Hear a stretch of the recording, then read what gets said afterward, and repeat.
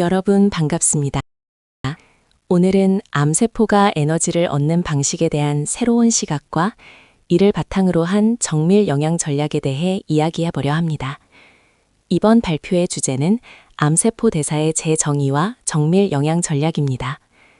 과거에 우리는 암세포가 단순히 포도당과 같은 특정 에너지원 하나에만 의존한다고 생각했습니다. 하지만 최근의 연구 결과들은 우리가 알던 상식과는 조금 다른 방향을 가리키고 있습니다. 부제에서 보시는 것처럼 이제는 단일 에너지원 가설에서 벗어나 대사적 유연성 모델로의 진화에 주목해야 합니다. 암세포는 주변 환경이 변함에 따라 자신의 에너지원을 바꾸며 생존을 이어가는 놀라운 유연성을 보여줍니다. 오른쪽의 도식에서 서로 교차하는 화살표는 암세포 내부에서 일어나는 복잡하고 역동적인 대사 경로의 변화를 상징합니다. 2020년부터 2026년까지의 최신 종양 대사학 연구들을 바탕으로 암세포의 이러한 대사적 특징을 어떻게 이해하고 이를 정밀하게 타격하는 영양학적 접근이 가능한지 지금부터 자세히 살펴보겠습니다. 이번 슬라이드에서 우리가 던져야 할 가장 핵심적인 질문은 바로 암세포는 도대체 무엇을 연료 삼아 생존하는가 하는 점입니다. 현재 현대 종양학계에서 가장 주목받는 화두는 암세포가 에너지를 획득하는 구체적인 기전을 규명하는 일입니다. 사실 우리가 그동안 당연하게 받아들였던 기존의 통념과 최신 연구 결과들 사이에는 상당한 수준의 괴리가 존재하고 있습니다. 따라서 이제는 단순히 암세포가 빠르게 증식한다는 사실을 넘어 그들이 척박한 환경에서 어떻게 생존을 유지하고 다른 장기로의 전이를 실현하는지 그 과정에 투입되는 에너지원을 정밀하게 분석할 필요가 있습니다. 화면 우측의 이미지처럼 암세포의 에너지 공장인 미토콘드리아와 그 대사 과정을 돋보기를 들고 들여다보듯 세밀하게 파헤쳐보는 것이 오늘 논의의 출발점입니다. 다음은 암 대사에 관한 고전적 관점인 와버그 효과에 대해 설명해 드리겠습니다. 여러분은 암세포가 무엇을 먹고 성장하는지 알고 계시나요? 1920년대에 독일의 생화학자 오토 와버그는 아주 흥미로운 현상을 발견했습니다. 보통의 정상세포는 산소가 충분할 때 효율적인 유산소 호흡을 통해 에너지를 만들지만 암세포는 산소가 충분한 환경에서도 마치 산소가 부족한 것처럼 포도당을 발효시켜 에너지를 획득한다는 사실입니다. 이를 그의 이름을 따서 와버그 효과라고 부릅니다. 이러한 특성은 오늘날 암 진단 과정에서도 매우 중요하게 활용됩니다. 우리가 흔히 아는 PET-CT 검사가 바로 그 예시인데요. 암세포는 에너지를 만들기 위해 정상세포보다 무려 20배에서 100배나 더 많은 포도당을 과다하게 흡수합니다. 이 점을 이용해서 방사성 물질이 붙은 포도당을 주입해 암세포의 위치를 찾아내는 것이죠. 오른쪽 그림을 보시면 포도당이 암세포 안으로 집중적으로 유입되는 과정을 시각적으로 확인하실 수 있습니다. 결국 이러한 발견을 바탕으로 확립된 기존의 학설은 암세포가 오직 포도당에만 의존해서 살아가는 대사체라는 결론을 내리게 되었습니다. 즉, 오랫동안 암을 굶기려면 당분 섭취를 끊어야 한다는 식의 접근이 지배적이었던 이유가 바로 여기에 있습니다. 이번 슬라이드에서는 암세포의 에너지 대사에 대한 기존의 통념을 뒤집는 새로운 연구 결과인 킴 효과를 소개해 드리겠습니다. 국립암센터 김수열 박사가 발표한 이 이론의 핵심은 암세포가 생존을 위해 사용하는 실질적인 에너지원인 ATP가 포도당이 아닌 지방산으로부터 나온다는 점입니다. 오른쪽 도식화된 그림을 보면서 설명해 드리겠습니다. 암세포 내에서 포도당과 지방산은 각자 명확한 역할 분담을 하고 있습니다. 포도당은 암세포의 몸집을 불리는 데 필요한 세포 구성물질, 즉 벽돌과 같은 역할을 수행합니다.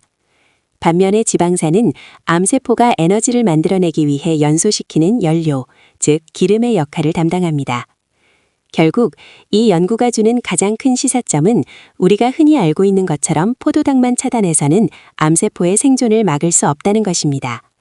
암세포를 효과적으로 억제하기 위해서는 에너지원인 지방산의 산화 과정을 공략해야 한다는 새로운 치료 전략의 필요성을 시사하고 있습니다.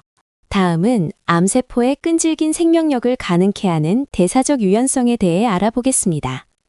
우리는 이를 하이브리드 엔진 시스템이라고 부르는데요. 대사적 유연성이란 주변 환경 변화에 맞춰 암세포가 자신이 사용하는 주 연료를 유연하게 교체하는 생존 전략을 의미합니다. 마치 상황에 따라 전기와 가솔린을 번갈아 사용하는 하이브리드 자동차처럼 말이죠. 오른쪽 도표를 통해 구체적인 상황별 대사 전환 과정을 살펴보겠습니다.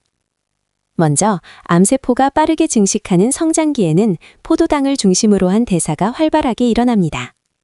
하지만 영양분이 부족한 결핍기, 즉 굶주린 상태가 되면 암세포는 글루타민을 분해하여 에너지를 보충하며 버텨냅니다.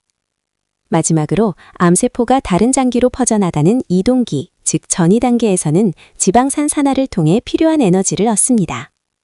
이렇게 암세포는 단순히 한 가지 경로에만 의존하는 것이 아니라 상황에 최적화된 엔진으로 계속 갈아타며 끈질기게 살아남습니다. 이러한 유연성이 바로 암 치료를 까다롭게 만드는 핵심적인 원인이라고 할 수 있습니다.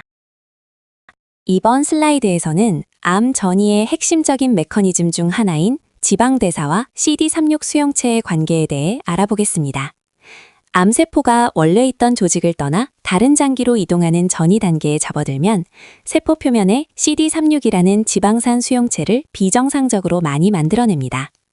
오른쪽 그림을 보시면 세포막에 위치한 CD36 통로를 통해 외부의 지질 성분들이 세포 안으로 유입되는 과정을 확인하실 수 있습니다. 암세포가 왜 이렇게 지방을 흡수하는 걸까요? 바로 혈중 지방산을 흡수해 머나먼 장기까지 이동하는 데 필요한 강력한 에너지원으로 활용하기 때문입니다. 이러한 지질 의존성은 우리에게 중요한 임상적 경고를 줍니다. 고지방 식단이 체내 지방산 농도를 높여 결과적으로 암세포의 전이 효율을 높일 가능성이 있다는 것입니다. 결국 CD36을 매개로 한 지방대사 과정을 이해하는 것이 암의 확산을 막는 새로운 치료 전략의 열쇠가 될 수 있습니다. 다음으로는 위기 대응 시스템으로서의 글루타민 대사에 대해 알아보겠습니다. 토마스 세이프리드의 대사 이론에 따르면 암세포는 미토콘드리아 지능이 저하되었을 때 이를 극복하기 위한 독특한 전략을 사용합니다. 바로 포도당과 글루타민을 발효시켜 에너지를 확보하는 것인데요. 오른쪽 도식에서 보시는 것처럼 미토콘드리아가 정상적인 기능을 하지 못할 때 일종의 비상용 발전기인 백업 제너레이터를 돌리는 셈입니다. 이것은 일종의 생존 모드라고 할 수 있습니다. 영양 결핍과 같은 극한 상황에서 세포는 단백질의 구성 성분인 글루타민을 분해해 생명을 유지하게 됩니다. 특히 췌장암이나 간암처럼 치료가 까다로운 난치성 암종일수록 이러한 글루타민 대사에 대한 의존도가 매우 높게 나타납니다. 결국 암세포가 열악한 환경에서도 끈질기게 살아남을 수 있는 핵심 동력이 바로 이 글루타민 대사라는 점을 이해하는 것이 중요합니다. 자, 8번째 슬라이드에서는 키토제닉 식단의 양면성에 대해 팩트체크를 해보겠습니다. 먼저 왼쪽의 이론적인 측면을 보실까요? 흔히 암세포는 포도당을 주 영양원으로 삼는다고 알려져 있습니다. 그래서 탄수화물 섭취를 극단적으로 제한해 암세포를 아사시키겠다는 것이 키토제닉 식단의 일반적인 대사치료 접근법입니다. 화면의 그림처럼 탄수화물은 줄이고 지방 섭취를 늘리는 방식이죠. 하지만 여기서 우리가 꼭 짚고 넘어가야 할 반증 데이터가 있습니다.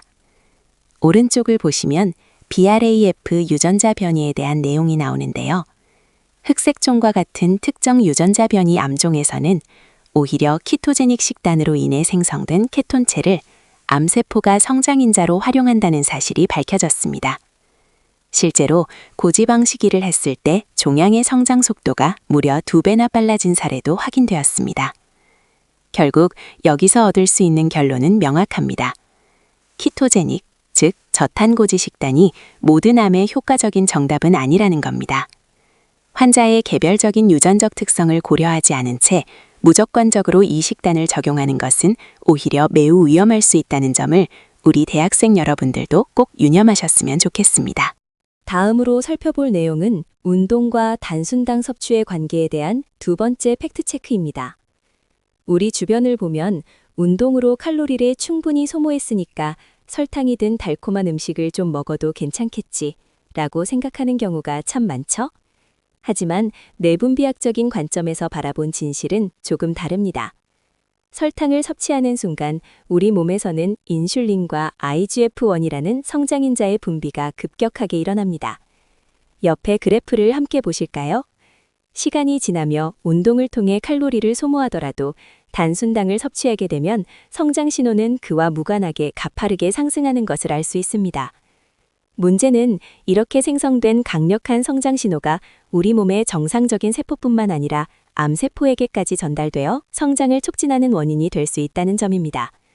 결국 운동을 열심히 하고 있다는 사실이 설탕 섭취에 대한 면죄부가 될 수는 없습니다. 건강을 유지하고 질병을 예방하기 위해서는 운동 여부와 관계없이 단순당 섭취를 엄격하게 제한하는 것이 반드시 필요합니다. 다음으로 대사 환경의 재구축이라는 관점에서 마이오카인의 효과에 대해 살펴보겠습니다. 흔히 운동이 건강에 좋다고만 알고 계시지만 사실 우리 몸의 근육은 그 자체로 아주 훌륭한 천연 항암제 공장 역할을 합니다. 근육이 수축할 때 분비되는 핵심 물질이 바로 마이오카인인데요. 이 마이오카인은 크게 두 가지 경로로 암에 대응합니다. 첫 번째는 직접적인 작용 기전입니다. 마이오카인은 암세포의 성장을 직접적으로 억제할 뿐만 아니라 암세포가 다른 장기로 퍼져나가는 전이 경로를 효과적으로 차단하는 역할을 수행합니다.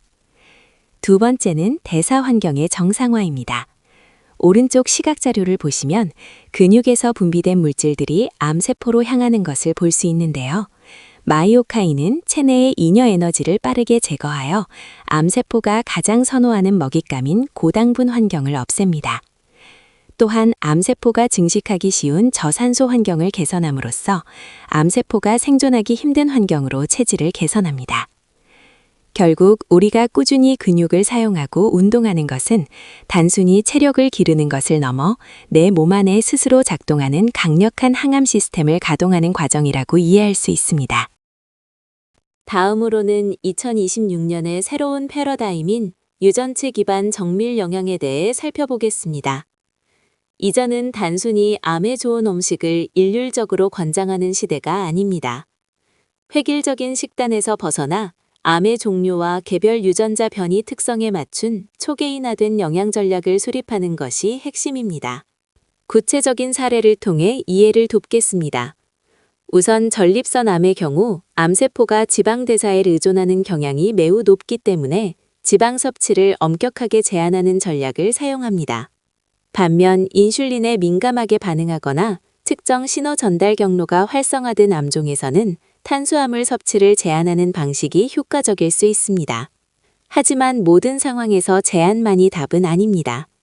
암으로 인해 체중과 근육이 급격히 빠지는 악액질 상태의 진행성 암 환자들에게는 특정 성분을 제한하기보다 전체적인 영양 균형을 맞추는 것을 최우선으로 합니다. 이처럼 유전체 정보를 바탕으로 환자 개개인에게 최적화된 식단 솔루션을 제공하는 것이 우리가 나아가야 할 정밀 의료의 방향입니다.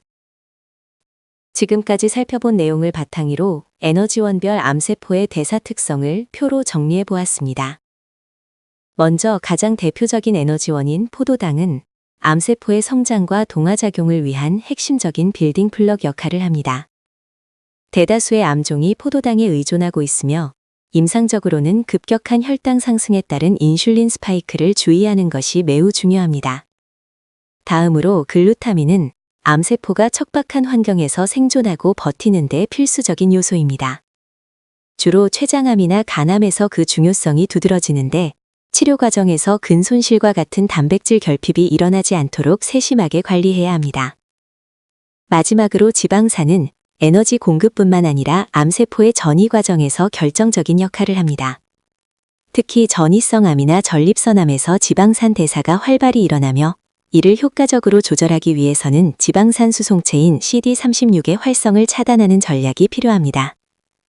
이처럼 암종마다 주된 에너지원과 그 역할이 다르기 때문에 환자 개개인의 암 대사 특성을 정확히 파악하여 접근하는 것이 치료의 핵심이라고 할 수 있습니다. 지금까지 대사항암의 메커니즘을 이해했다면 이제는 우리가 일상에서 어떻게 실천해야 할지 그 가이드라인을 살펴볼 차례입니다. 대사항암의 핵심은 크게 세 가지 원칙으로 요약할 수 있습니다. 첫 번째 원칙은 신호 차단입니다. 암세포는 성장을 위해 인슐린과 같은 강력한 촉진 신호를 이용하는데요. 우리가 즐겨 먹는 간식이나 음료에 들어있는 설탕과 액상과당은 인슐린과 IGF-1 경로를 비정상적으로 활성화합니다. 따라서 이들을 식단에서 배제해 암세포로 가는 성장 신호를 원천적으로 봉쇄하는 것이 가장 중요합니다. 두 번째 원칙은 환경 개선입니다. 이는 우리 몸의 대사 시스템을 정상화하여 암세포가 생존하기 어려운 환경을 만드는 것을 의미합니다. 여기서 가장 효과적인 도구는 바로 규칙적인 근육 운동입니다. 운동을 할 때 근육에서 분비되는 마이오카인이라는 물질은 우리 몸의 대사를 정상화하고 항암 환경을 조성하는 데 결정적인 역할을 합니다. 마지막 세 번째 원칙은 극단성 배제입니다. 최근 유행하는 고지방 식단이나 초저열량 식단이 무조건 정답은 아닙니다. 개인의 유전자 분석이나 정밀한 상태 파악 없이 무분별하게 극단적인 식단을 따르는 것은 오히려 독이 될 수 있습니다. 무엇보다 자신의 상태에 맞게 균형을 유지하는 것이 대사항암의 지속 가능한 성공을 보장합니다. 여러분도 이 세 가지 원칙을 바탕으로 오늘부터 더 건강한 대사 환경을 만들어 가시길 바랍니다. 이제 결론을 말씀드리겠습니다. 오늘 우리가 살펴본 지능적 대사 전략의 핵심은 바로 이것입니다. 암세포는 우리가 생각하는 것보다 훨씬 똑똑하고 유연합니다. 단순히 한 가지 영양소나 경로에만 의존하는 것이 아니라 상황에 맞춰 에너지를 얻는 복합적인 시스템을 갖추고 있습니다. 따라서 단순히 하나의 길을 막는다고 해서 암세포가 쉽게 무너지지는 않습니다. 우리가 암과의 싸움에서 이기기 위한 진정한 열쇠는 암세포를 무작정 굶기는 것이 아닙니다. 암세포가 생존을 위해 교묘하게 찾아내는 대사 시스템의 다양한 우회로를 얼마나 정밀하게 파악하고 차단하느냐에 그 승패가 달려 있습니다. 슬라이드 우측의 그림처럼 암세포의 네트워크를 정확히 타격하는 정밀한 접근이 필요합니다. 결국 가장 강력한 항암제는 특별한 약 이전에 우리 일상 속에 있습니다. 과학적 근거에 기반한 체계적인 식단과 꾸준한 운동이야말로 우리 몸의 방어 체계를 강화하고 암세포의 변칙적인 대사 전략에 맞설 수 있는 가장 확실한 방법입니다. 이상으로 발표를 마치겠습니다. 경청해 주셔서 감사합니다.